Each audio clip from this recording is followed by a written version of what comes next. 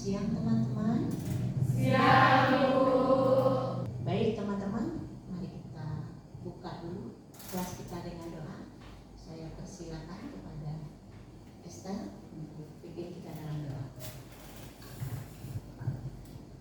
Baik, mari kita bersama doa. Bapak, terima kasih untuk hari ini. Tuhan, kami boleh hadir di tempat ini pada saat ini kami akan melakukan kebudayaan kami. Kiranya Tuhan, apapun yang akan disampaikan bisa menjadi berkat bagi kami. Bapak, kami berdoa kami dan Yesus Maria. Baik, terima kasih. Silakan dulu. Perkenalkan, saya Minarni. Saya dosen akper Bethesda Serukam. Saya dipercayakan untuk mengampu mata kuliah pembinaan Kerohanian Kristen 1 yang terdiri dari 2 SKS, 1 teori dan 1 praktek. Dalam rencana pembelajaran semester ini secara khusus di RPS praktek, ini adalah pertemuan yang ke-8. Dan di dalam materi dalam buku bahan ajar ada terdapat di halaman 25 sampai 29. Kita ini menunjukkan bahwa kita hari ini pertemuan yang ke-8, yaitu menolong orang yang sedang menderita sakit dengan berdoa atau dukungan spiritualitas Kristen kepada orang sakit melalui doa. Dari mata kuliah ini, mata pembinaan Kerohanian Kristen 1 adalah mahasiswa-mahasiswi mampu menunjukkan sikap bertakwa kepada Tuhan yang Maha Esa dan bangsa sebagai bangsa Indonesia yang menjunjung tinggi nilai kemanusiaan, etika, hukum, moral, dan budaya dalam memberikan asuhan keperawatan. Kemudian CPNK dari mata kuliah ini adalah mahasiswa-mahasiswi mampu melakukan komunikasi terapeutik untuk melakukan asuhan keperawatan kepada pasien melalui mendoakan pasien dan keluarga berdasarkan nilai-nilai kasih. Kita lihat dukungan spiritualitas Kristen. Nah, siapa yang tahu apa itu spiritualitas Kristen? Baik, silakan. Spiritualitas adalah keyakinan dalam hubungannya dengan Tuhan yang Maha Kuasa dan Maha Pencipta. Ya, baik, terima kasih. Ya, kita lihat bahwa dari sisi Kamus Besar Bahasa Indonesia, kita mau lihat bahwa spiritual berasal dari kata atau berkaitan dengan hubungan kejiwaan, rohani, dan batinnya. Tapi di dalam Hawari 2002 dan diperbaharui kembali oleh Minarni 2025, yaitu spiritual adalah keyakinan seseorang terhadap Sang Pencipta dan Yang Maha Kuasa, di mana terdapat hubungan antara manusia dengan Tuhan. Kemudian kita lihat lagi bahwa spiritualitas adalah keyakinan dalam hubungan dengan siapa? Dengan Tuhan yang Maha Kuasa dan Pencipta. Ini yang diungkapkan oleh rekan kita tadi, Saudari Rati. Tapi kita mau melihat bahwa kebutuhan spiritual merupakan kebutuhan mencari arti. Arti apa? Mencari arti kehidupan, tujuan hidup, kemudian kebutuhan untuk mencintai, dicintai, ada rasa keterikatan dan kebutuhan untuk memaafkan kesalahan orang lain dan memberikan diri untuk mengampuni. Artinya ada pengampunan. Dan lihat bahwa ini kita bahas di dalam iman Kristen. Iman Kristen berbicara spiritualitas itu bukan sekedar atau bukan sekadar aktivitas keagamaan seperti pergi ke gereja, membaca Alkitab, bukan sekadar rutinitas ini. tapi lebih menunjukkan adalah sebuah relasi yang hidup. Personal, berarti secara personal dan transformatif antara manusia dengan siapa? Dengan Allah. Melalui siapa? Melalui pribadi Yesus Kristus. Yang di dalamnya ada satu gerakan dari pribadi Roh Kudus. Kita akan melihat bahwa inti dari spiritualitas Kristen adalah menjadi serupa dengan Kristus dalam cara berpikir. Mengasihi artinya ada relasi dengan sesama, dan berserah artinya mengucap syukur kepada Sang Pemilik hidup kita, terutama ketika hidup ya, ini ketika seseorang sedang berada di titik yang rapuh, berada di titik terendah. Ini membutuhkan apa namanya? Dukungan spiritual. Kita lihat panggilan perawat misioner.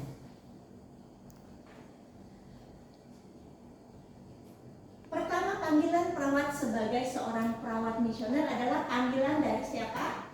Dari Tuhan.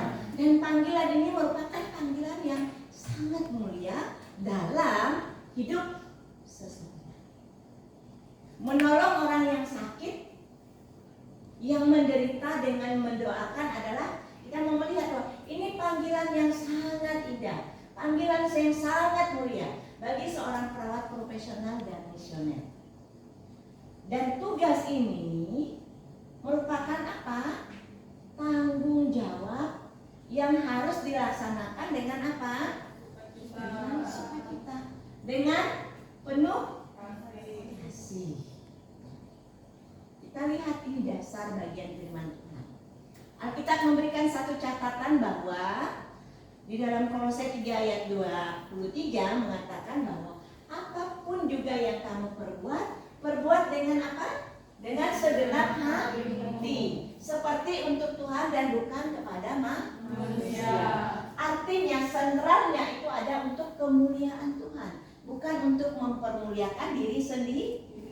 Jadi sentral dari pelayanan kita di dalam memberikan pelayanan dukungan doa kepada pasien adalah sentralnya untuk memuliakan Tuhan. Bagian ini kita melihat teman-teman bahwa menjadi perawat misioner berarti kita apa? Bersedia melangkah ke tempat di mana ada rasa sakit dan membawa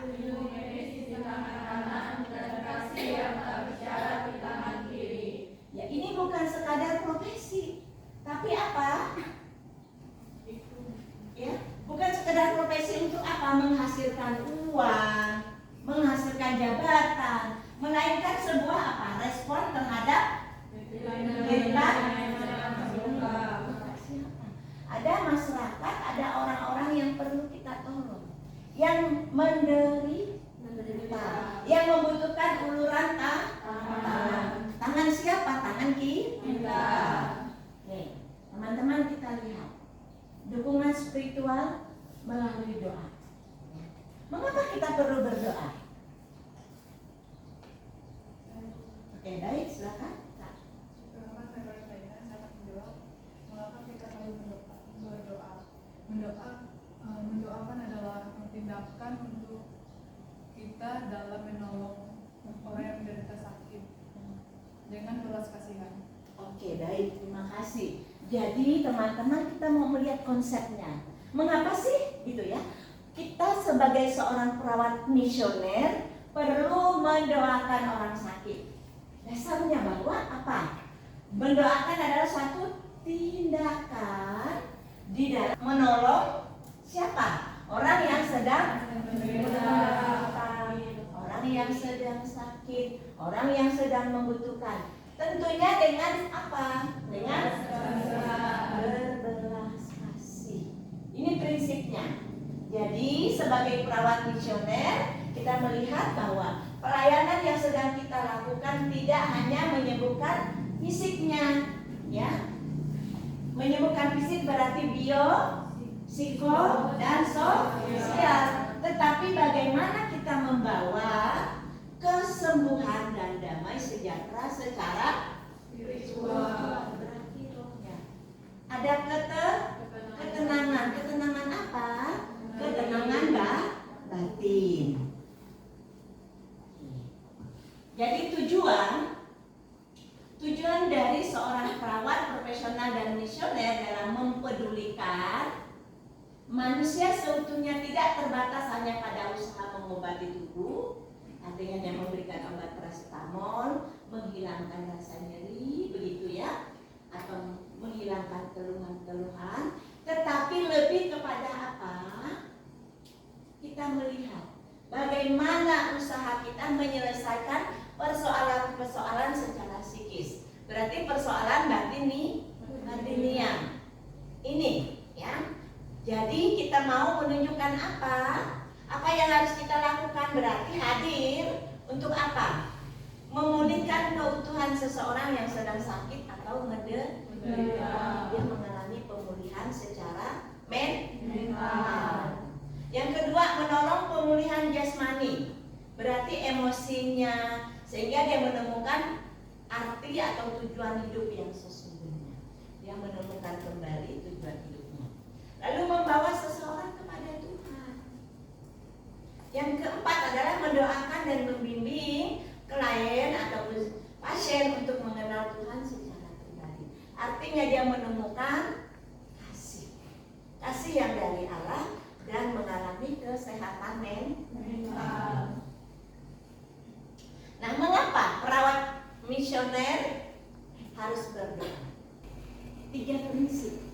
Mengapa seseorang atau perawat misioner perlu berdoa? Berarti pertama, doa sebagai apa? Otoritas di dalam pelayanan. Artinya apa? Kita tidak bisa berjalan sendiri tanpa pimpinan dari Roh Kudus, tanpa pertolongan dari Tuhan. Yang kedua, doa sebagai bentuk kepedulian tertinggi. Jadi ketika ilmu medis mencapai batasnya, doa membuka pintu untuk mujizat dan kedaulatan Allah. Bagian yang ketiga, berarti kita menghadirkan siapa? Menghadirkan Allah di dalam pelayanan kita, di dalam kegiatan perawatan yang sedang kita lakukan. Dan ini kita sedang menolong seseorang untuk apa? Mengalami satu ketenangan, memiliki satu pengharapan dan kekuatan di dalam setiap ruang di mana kita sedang melakukan tindakan keperawatan, yaitu asuhan keperawatan memberikan apa? Satu kekuatan. Seorang yang sedang cemas, kita hadir untuk memberikan kekuatan. Ada beberapa prinsip etis yang perlu kita lakukan di dalam mendoakan pasien. Kita lihat prinsip-prinsipnya bersama-sama. 1, ini prinsip ya teman-teman ya, bahwa kita harus minta izin dulu. Ya, tidak boleh langsung melakukan tindakan berdoa tanpa izin. Ya, jadi kita tanya kepada mereka. Tanyanya apakah boleh saya mendoakan bapak dan ibu atau kakak, adik, begitu ya. Sebelum apa? Sebelum kita melakukan tindakan. Kemudian yang kedua, kita harus peka dengan budaya. Jadi pasien yang memiliki keyakinan yang berbeda, apakah kita bisa tetap mendoakannya? Bisa. Tapi harus tadi apa yang pertama? Minta izin. Kalau diizinkan berarti kita boleh mendoakan. Kalau tidak diizinkan berarti kita tidak mendoakannya. Namun tetap ada prinsip-prinsip yang kita lakukan. Bisa kita doakan tapi di dalam hati. Lalu yang ketiga adalah empati, bukan penghakiman. Kalau diizinkan kita mendoakan berarti kita jangan menghakimi, jangan menegur dosanya, ya kan? Tapi kita mendoakannya untuk mengalirkan kasih Tuhan dan pengampunan. Tuhan, saya berdoa supaya rekan saya, pasien ini, kita sebut namanya, supaya dia mengalami kasih Tuhan. Kemudian ada strategi. Strategi yang harus kita lakukan waktu kita mau mendoakan pasien. Seorang perawat misioner, gitu ya, perlu mempersiapkan diri sebelum melakukan tindakan. Jadi ambil waktu 5 menit doa. Tuhan kuatkan saya, begitu ya. Tuhan pakai saya, Tuhan jadikan saya saluran berkat. Hari ini saya akan melakukan tindakan asuhan keperawatan, menolong pasien. Kalau kita sudah tahu, kita sebut pasien si A yang saat ini sedang ada di ruangan ini, saya akan menolong. Jadi minta Tuhan menolong kita. Kemudian kita buat asesmen singkat, ya, pengkajian. Sambil kita melakukan tindakan, lakukan tanda-tanda kita, berarti kita tensi, begitu ya. Kita mau bicara, komunikasi, bagaimana keadaan ibu. Walaupun sebenarnya kita tahu kondisinya, tapi tetap harus ada komunikasi. Ya, kita cari tahu apa kecemasannya, apa yang menjadi ketakutannya, gitu. Apakah dia menyalahkan Tuhan dalam proses hidup yang dia alami. Di sini kita sedang membuka pintu untuk kita menawarkan dukungan spiritual. Ya. Jadi ada komunikasi.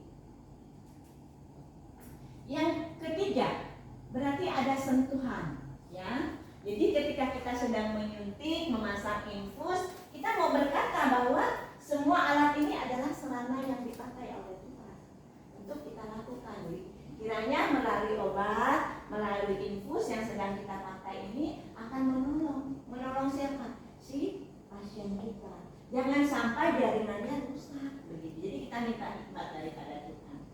Bagian yang keempat adalah ketika kita sedang melakukan tindakan, ada keluarganya, berarti apa?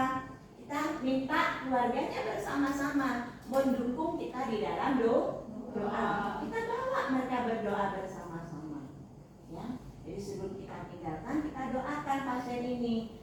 Fokus doa kita adalah pengakuan kepada siapa? Kuasa Tuhan.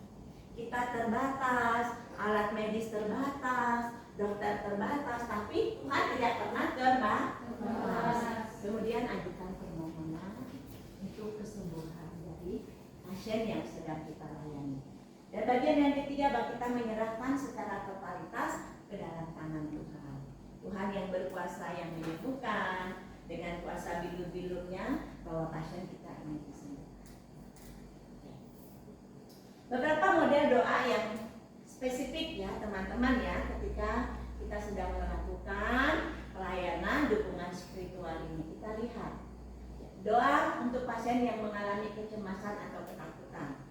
Kadang-kadang dalam pelayanan kita ada pasien yang sangat takut dengan kematian. Ada ya? Ada ya? Jadi kita lihat apa doanya ya, kita minta ya, sesuai dengan iman kita bahwa Tuhan Yesus itu adalah Raja Damai. Saat ini kita sebut pasiennya bahwa sedang gelisah menghadapi apa? Mungkin dia mau operasi atau mengalami penyakit yang berat. Jadi kita mohon alirkan damai sejahtera Allah melampaui segala akal manusia untuk ada di dalam hidupnya.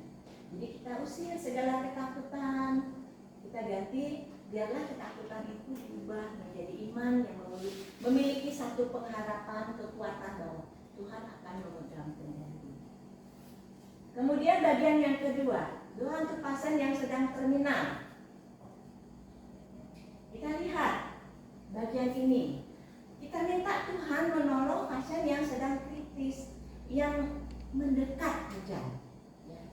Ketika kita melakukan tindakan asuhan keperawatan, kita melihat.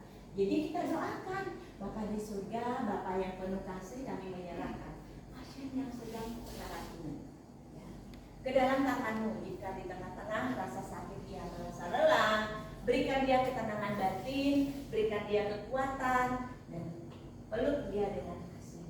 Kita doakan dengan lembut ya. Dan kita minta ampuni segala dosanya, dan kita bawa jiwanya kepada Tuhan. Biarlah dia diberikan kekuatan, keluarga yang mendampingi diberikan kemampuan, penghiburan yang daripada Tuhan. Kita serahkan ke dalam tangan Tuhan sesuai dengan iman kita. Oke. Sampai di sini ada pertanyaan? Ada yang mau ditanyakan? Oke, baik, Esther. Perkenalkan, nama saya Esther. Pertanyaan saya, bagaimana cara kita berdoa untuk pasien yang sedang kritis? Apakah masih bisa kita bawa berdoa? Ya, baik. Ini pertanyaan yang baik. doakannya? Bisa teman-teman. Caranya seperti apa? Kita berdoa di telinganya. Ya. Pengalaman saya ketika saya melayani pasien di ruang ICU begitu ya, di rumah sakit, ada saudara saya sudah sekarat di sana. Saya doakan, saya bilang saya ingin berdoa. Saya doa di telinganya. Dan waktu saya berdoa, saya minta Tuhan menyembuhkan dia, kuatkan dia. Mungkin secara fisik dia sudah tidak ada kekuatan, tapi Tuhan tolong.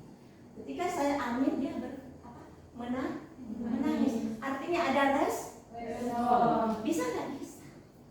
Ya. Jadi kita doa di dalam telinganya. Ini untuk pasien yang kritis ya, pasien yang terminal ya. Oke. Masih ada pertanyaan kira-kira? Kenalkan, saya Katarina. Saya ingin bertanya, bagaimana cara sikap kita jika pasien menolak untuk didoakan? Ya, dalam sebuah pelayanan spiritual kan tidak semua pasien harus semua mau didoakan begitu ya. Nggak semua, tetapi ada waktu di mana ketika dia tidak mau didoakan, ya kita harus menghargai haknya. Ya, nggak bisa kita paksa. HAM ya, ingat HAM ya. Jadi kita harus menghargai hak asasi seseorang. Jadi bagaimana kalau udah maaf saya nggak mau didoain, kan saya bukan seiman gitu ya. Kita bilang, oke baik ibu atau bapak, saya hargai keputusannya. Tapi sekiranya bapak atau ibu membutuhkan pertolongan saya, artinya kita masih menawarkan diri ya, membutuhkan pertolongan, saya siap untuk mendoakan. Lalu kita pamit dan kita bermisi, selamat siang, semoga Tuhan memberikan kesembuhan. Gitu ya. Jadi kita tidak paksa keinginan kita untuk harus mendoakannya. Jadi ketika pasien menolak berarti kita harus menghargai. Oke, baik, makasih. Oke, kita lanjut. Oke, dampak dari doa. Kita mau melihat beberapa dampak dari doa. Uji klinis pada berbagai institusi kesehatan menunjukkan bahwa penderita sakit kronis ya teman-teman ya, yang mendapat asuhan spiritual rutin terbukti memiliki daya tahan mental yang kuat, 75%. Kemudian lebih baik dalam menghadapi perawatan yang berat dibanding pasien yang tidak pernah mendapat dukungan spiritual terprogram, dukungan spiritual terencana. Artinya bahwa pasien yang tidak mendapat dukungan spiritual jauh lebih lemah dari sisi apa? Mentalnya seperti itu. Jadi kita lihat di dalam sebuah penelitian yang pernah saya lakukan, riset bersama dengan tim, baik dengan tim teman sejawat yaitu dosen dan juga dengan mahasiswa terkait dengan pengaruh dukungan spiritual keluarga terhadap motivasi kesembuhan pasien waktu itu di masa COVID ya.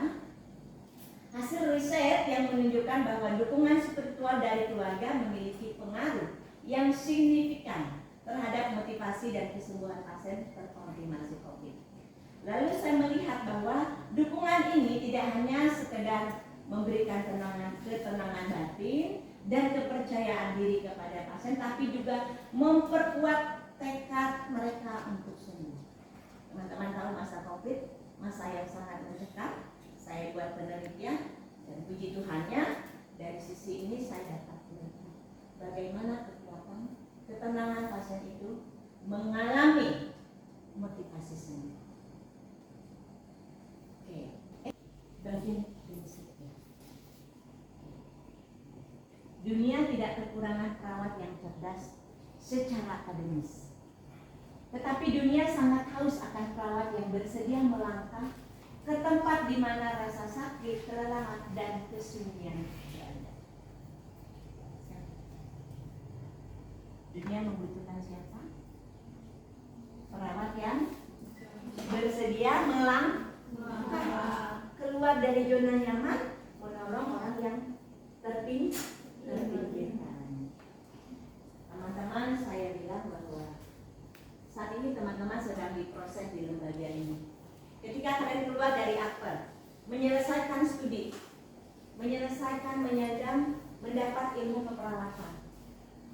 Ini bagian dari kendaraan. Tetapi kasih Kristus adalah bahan bakarnya, bensinnya kasih Kristus yang mendorong kita, memberikan semangat. Pertanyaannya, maukah kita melangkah untuk peduli kepada orang-orang yang membutuhkan? Tinggal di pedalaman, tinggal di tempat yang tidak ada sinyal, untuk mengulurkan kasih kita, mengulurkan tangan kita untuk membantu masyarakat yang sangat membutuhkan. Ini menjadi perenungan bagi kita. Setelah selesai dari tempat ini, apa yang teman-teman mau? Apakah teman-teman mau bekerja di kota besar yang penuh dengan fasilitas, atau teman-teman rela hati untuk memberikan diri, pergi ke tempat yang tidak ada listrik?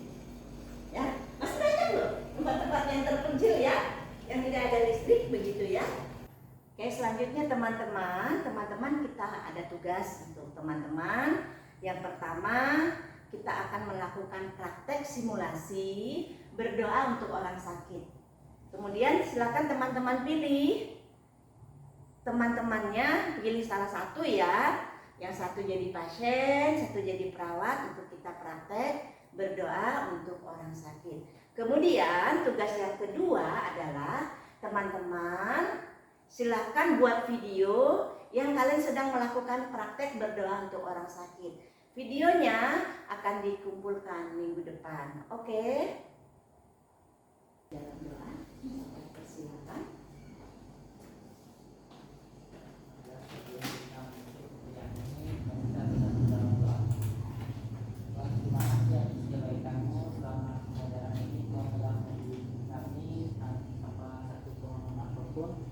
Biarlah kiranya pembelajaran ini bisa kami terapkan nanti ketika kami praktek Tuhan, dan setelah kami akan melanjutkan aktivitas yang selanjutnya. Kiranya Tuhan berkati.